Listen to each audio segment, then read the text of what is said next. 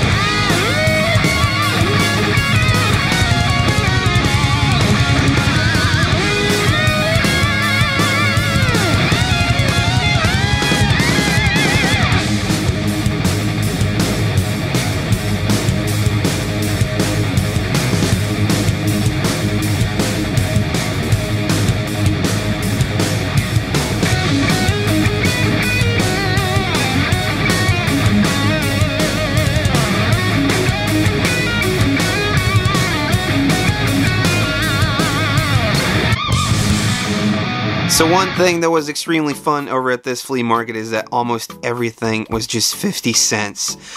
Oh man, apart from one big thing I picked up, which we'll be getting to a little later, everything was just 50 cents. So it was great walking around and I'm being bombarded by these insane prices. These were just some knockoff keychains that Renzo found, and I was like, yeah, sure, I'll take those. So, little TMNT knockoff bootleggy thingy, always great for my collection. Also picked up this little Time Boy keychain, not in the best condition, but I hadn't seen one in so long and I actually didn't have one, so decided to pick it up. And then we came across all of these GI Joes. They were just in a tub, and me and Renzo started just rummaging through all of them.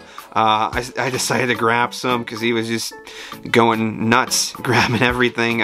In the end, we decided to kind of see like which ones do you want, which ones did I want. I think everybody got away with the stuff they wanted. I guess the most noteworthy stuff in here is probably the Tiger Force Joes here. This one, I wouldn't say he's uncommon, but Psych Out is a European exclusive, and he is kind of wanted. So this was definitely a nice find. Again, every single figure in here was only 50 cents. So when I saw this guy still with his antenna, unfortunately no accessories or anything, but he still has all of his thumbs, and you know, he has his crotch. So very nice condition. And this one is actually gonna go over to Mr. Boston Mike because he doesn't have one yet. So nice find over here. What else was in here? I usually just go for like Cobra stuff, or you know, the ones that are looking weird. This one is probably a way newer one. I don't know every single one of these guys, but I picked up these, and then here's a couple more. This one definitely is kind of roughed up and really loosey-goosey. We have two more. You know, his crotch is broken off, but they were Joes. They were 50 cents. You grab every Joe if they're 50 cents. And then these were at first kind of I didn't know what they were. So they were made by Gloop, and these are actually 2 of 4 bad guys from the Gloop A-Team toy line. So I was kind of happy to find these. And what's strange is that, you know, the Gloop toy line, they kind of look like GI Joes, the A-Team, the good guys, but for the bad guys, they just, I guess, took another toy line and slapped A-Team on them because they don't have the same articulation. These are more like what you would see Kenner do at the beginning of the 80s with the toy lines, or, you know, Star Wars, just 5 points of articulation. But yeah, I got 2 bad guys, which I didn't have yet. Everything is going into the collection, so that's definitely cool, right? Next up, I got a full run of these Thundercats comics. Most of you probably saw the cartoon, but this was actually the only way I learned about Thundercats. So these are the Dutch comics, and from what I remember is we used to get one of these every Sunday when we would go to the bakery, and they would give you like a comic, and that's how I got all 6 of them back in the day. But yeah, they always had this really cool promo for the toys in there, and I just wanted some of them. Never got any Thundercats as a kid, but yeah, man, this is how I learned about them, and it was definitely cool to see all 6 of these comic issues there. They got some really nice covers, and once again, only 50 cents. So yeah, most of you guys in America probably recognize the comics or like the stories. They probably just, you know, translated it. There's nothing too special about these, I guess. That's the last one. Ooh, somebody popped some stickers in there. But apparently there's supposed to be a next adventure, although I've never seen number 7 in this comic series. But if you do know, I'll leave it down in the comments below. Then we gotta talk about this thing. This is the Grail piece I found there. I'm saying it's a Grail piece, but it kind of is. At least for the toy line, this thing is what everybody is looking for.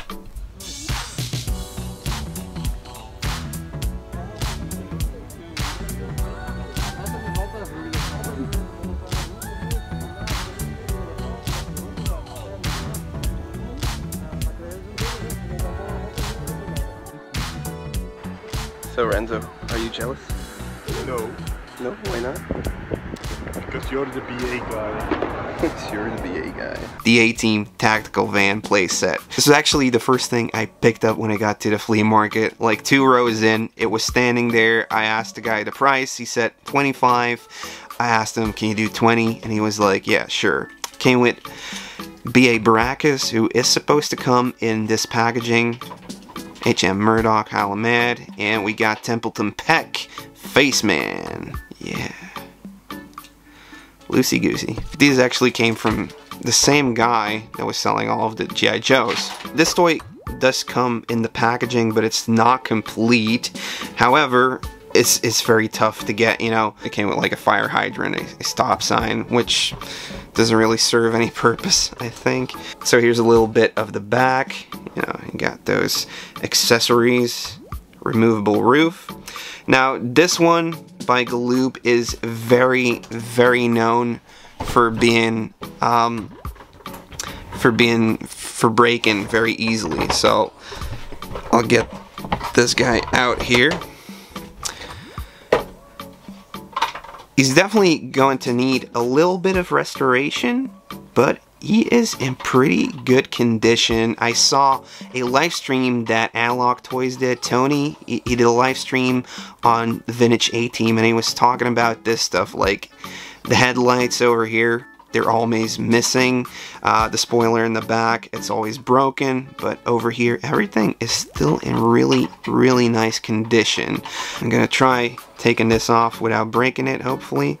So yeah, all of those little things, all of that plastic is still in okay condition. It's the same thing with, you know, Dino Riders. It's really hard plastic and it breaks so easily. On the inside, one of the things that came loose is the dashboard over here. So, and there's a gun floating around in there. I'm gonna have to restore that to its original position. And one other thing is that it got crushed somewhere. So over here, there's a little crack, but you don't really see it when you just pop it like that. Well, you can see the little line over there. But yeah, I think I'm gonna need to fix the little dashboard, but apart from that, it's still in really good condition. So I was very glad finding that one out in the wild. I guess the guy who was selling this was more of like a vintage toy car dealer, and he didn't really appraise this one as much as he probably should have, but that's good for me because it's going into my collection. Very glad with this Galoob find, guys. Let me know in the comments what you think of this. Then I also managed to score this guy online, and I picked up a couple more things. The seller had some more things I really liked. So this is the Warrior from the 1985, I believe, Photon toy line. It's got laser tag technology in there. He's supposed to come with like an R dude, and you get to use this weapon as like a laser gun, and each guy has a little sensor in the chest, so you can kind of shoot him and play laser tag with your action figures. So it's got a battery compartment in here, a little on and off switch. But overall, this is like a massive figure. I didn't expect this to be such a huge toy. And I love it the way it looks. He definitely looks more 90s than 80s, but yeah, this is totally up my alley. Every arm is articulated, the head is articulated, and I really like the sculpt on this toy, actually.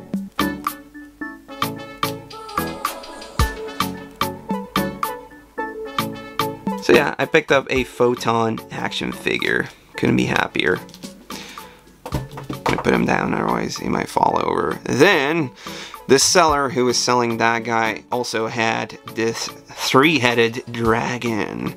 So back in the 80s, you would often see toy companies like Imperial creating like these dinosaurs or Godzillas that you could easily integrate in any of your other toy lines. Usually you would combine it with He-Man or a toy line like that, so he easily fits on there just like on a Battle Cat.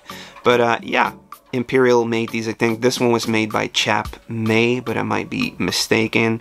But yeah, I'm kind of creating like a 5.5 diorama, and I thought this one would work great within that. Lastly, I also picked up this toy from the James Bond Jr. toy line. 90s, you can definitely tell that by the box art that it's 90s. It's got a long distance missile launcher inside, and this is the Scum Shark, so the bad guy's vehicle, I'm guessing. I haven't really taken a closer look to this thing right here. Basically just a shark-like motorcycle with a missile launcher on it. Let's see on the inside what it looks like. Still got some inserts, but yeah, here we got the toy, which I might still need to assemble. There we have the little file card and this little baggie, which still has the stickers, and I still might need to put this together. So the box wasn't sealed, but the contents still were. Nice find. This was only like 15 euros, so I'm pretty glad with that. So some very fun adds to the collection, and definitely some cool finds over at the flea market. I can't believe I found this 18 van there. That was simply amazing. I want to thank everybody supporting me on Patreon. I want to thank you for watching. Hopefully I will have a new toy history out next weekend, and definitely tune in tomorrow when I will be live streaming an interview with Chris Fawcett. The guy that wrote Raab Plastic is a TMNT prototype collector, and it's going to be amazing. So definitely tune in tomorrow. See you guys later. Bye. En nu zo praten tegen de mensen. Tegen de mensen? Tegen wie? Die is niemand niet.